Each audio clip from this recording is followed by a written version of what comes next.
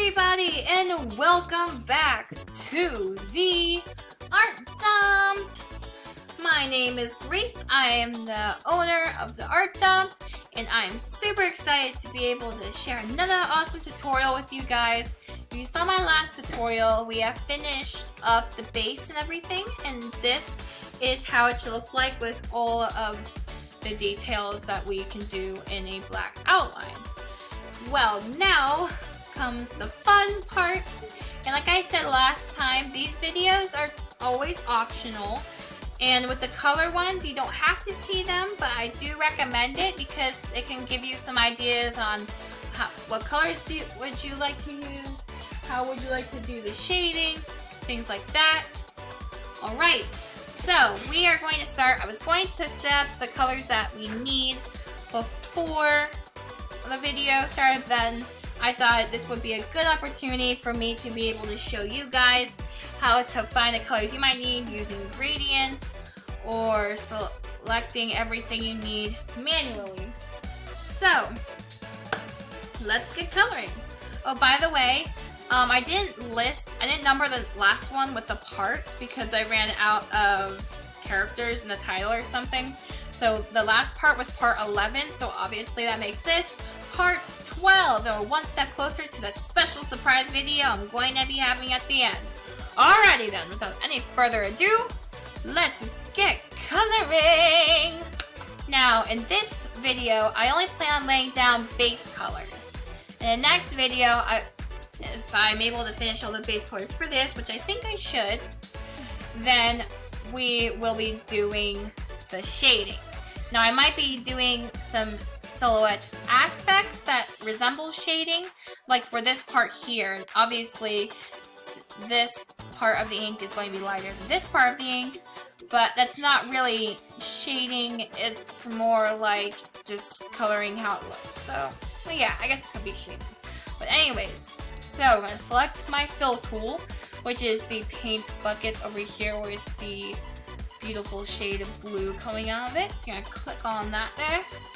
And now we are going to go over to our colors. Pixel art gives you a wide variety of colors you can use, so that's really nice. So you get all of those colors, and then if you don't see any colors there that you would like, you can always click on the color and then click on it again over here, and then you can choose your shade, and you can do that for any color. But anyways, this Inkling is, in particular though, is a yellow Inkling, meaning that with her, she has a lot of yellow ink and just, you know, an overall yellow thing going on. Even her vest is like a neon yellow. Okay, so we're gonna start with her tentacles. And like I said, this is only base colors, so it's probably going to look a lot different after doing shading, but you know, this just gives us colors like, okay, I know most of this area is going to be this color, but it's going to be a little lighter or a little darker over here, and with that you can just use the the color picker tool, which we'll actually talk about more in the next video, but for the sake of time, let's jump into it. So here we go. So the shade of her hair is almost like a dark yellow. It doesn't hurt your eyes like this, but I would say either a darkish yellow or a light orange, but really I would say something in between the two. So I think for this, I'm actually going to go over to my color picker tool over here, and I'm going to select this, which is how we move the colors up and down. I'm going to put it in between, I don't know if you can see here because it's really hard to see. I'm going to put it just under our yellow tool there. And then once you have a color that you like, and you press select color, you gotta remember to do that or else it will not save. And then you press in the area that you want. Now sometimes the colors that you see over here, they look different on your actual character. Like this is not the shade of yellow one. This is like barf yellow. So I definitely want this. I'm gonna move either this a little down or this in a different direction. But I'm actually just gonna move this downward just a tiny bit because everything else is like a shade of vomit. But anyways, so I picked another color. This is, well, it doesn't say specifically, but if you need a number, this is FFC400.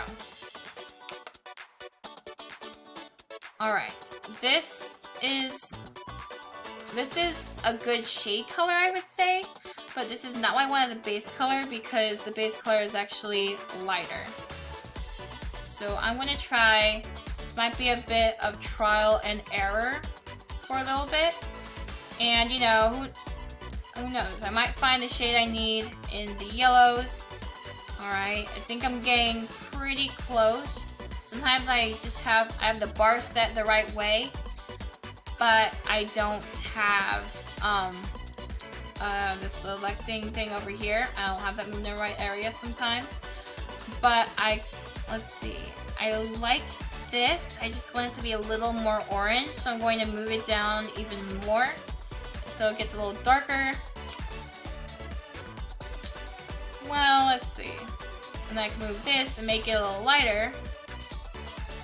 See how that looks? It's a little... Actually, I think that is a little too pale. This is a very tricky thing. And this goes for all Splatoon characters, really. They are just really tricky to do. So I'm going to keep experimenting until I find one I like. I like this one, but it's a little too neon. Dim that down a bit. A little too... I guess I shouldn't say a little too neon, it's a little too green.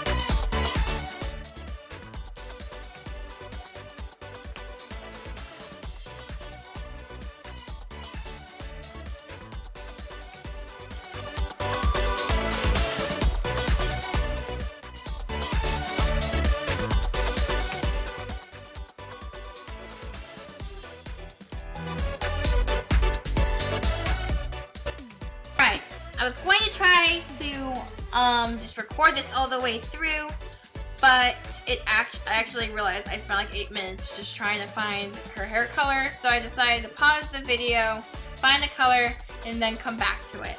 I couldn't find the exact shade on here, so this is the closest I can get for her hair. And her hair, luckily though, is the same color as her ink because, well, they're all about ink. So, oh, yeah, that's right. I have to use the color select tool, click on her hair, because that automatically takes any color and makes it your color. It's really handy, actually. And, so, resuming where we were at, I'm really disappointed because I couldn't find, I wanted a really bright, really strong color yellow, and I couldn't find anything like that. If I do find it, then I will change it later on, and I'll explain for you guys to see. But for now, I'm going to go with this shade of yellow, even though it's kind of yucky, but that's what we're going to do for right now. So luckily, if you have her hair shade, you pretty much have every other thing that, that involves ink. So her weapon, her hair color, yeah, that's how it's working out. And let's see here. Yeah, I guess her pants are also like, well, not this part of her pants, but the stripe part, that is also yellow. Now I want this to stick out, so I'm going to erase the black lines here. There are multiple ways to do this, but since I'm already starting on this way, I'll just do that way until I get to the other one. Okay, that looks good. So you gotta be careful about using the paint tool for things like this, because if you don't do it right, you can really screw up. So notice I'm making sure that it's not connected to anything. I'm not going to outline this part because that part is actually just going to be, well, yeah, I guess I'll outline this part. But there's going to be a small section of this that's going to be literally just pants. So you can use the paint tool and click on any line, and then that will take away the blackness of it, which is nice. Alright then, so I think that should take care of, yeah, I'll do that later. Alright, that should take care of the basics of her tentacles. Now we're going to go into some deeper color just for this part, so you just click on the color square here, pull this down a little bit to make the color a little darker, then you click there to make it look like her hair, tentacles, whatever, that is literally right behind her head then. Alright, so that is everything we need for that color. Oh yeah, you can also use the color you use for behind her hair. You can also use that for her ink. And I want to make it look pretty. Oh, I have my fill tool on. So make sure you don't have your fill tool on when you do that, because otherwise it is going to be a catastrophe. I'm going to use my fill tool now. I'm going to outline the black. The black really there is just for reference, because obviously ink is not black in this case anyway, so I'm going to make sure that this looks like the right color. And there, you got your ink inside of your container, so that's really good. Alright then, so that is all you will be using those colors for at the moment. As we progress, we shall be using different colors. Alright, I only have a few minutes, so I'm going to do her skin tone real quick. Alright, so I have found the color for her skin tone. I pressed on the orange over here, and then I'm gonna call this the gradient. I mean, technically this is the gradient tool, but I call this like the, I guess, color picker. And so you can drag this around. I just dragged it down a little bit, and like I said, that's what I like about the gradient area, that you can select pretty much any color from, except obviously her hair shade, because I wasn't having a ton of luck with that. But anyways, it's a shade of red-orange. So keep that in mind. And so I guess you could say it would be, not really peach, but like slightly darker than a peach color, if that helps anyone out there. So real quick, I'm going to just use the fill color, fill in her skin, and where it needs to be. And there, I think, unfortunately that's all I'm going to get for today, because it took so long for me to find a good color for her hair. So next time we will have to work more on that. And also I forgot her forehead, like this area here. This is also tentacles.